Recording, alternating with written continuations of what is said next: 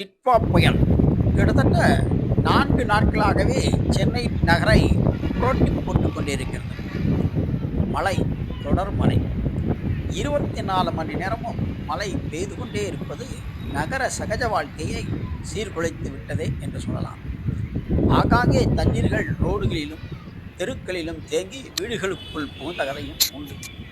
ஆனால் சென்னை மெரினா கடற்கரையே தண்ணீர் சூழ்ந்த கதை இப்பொழுதுதான் பார்க்கிறோம்.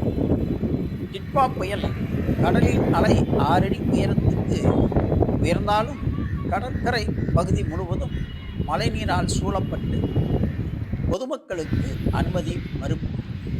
எனவே மெரினா கடற்கரைக்கு செல்பவர்கள் மெரினா கடற்கரை பகுதிக்குள் செல்வது சிரமமான காரியமாகும். ஏனென்றால் கடற்கரை பகுதியில் உள்ள மணல் பரப்பு முழுவதும் தண்ணீர் சூழ்ந்து அங்குள்ள கடைகள் அனைத்தும் நீரில் மூழ்கியுள்ள சூழ்நிலையை நீங்கள் தற்பொழுது இந்த வீடியோவில் பார்க்கலாம்.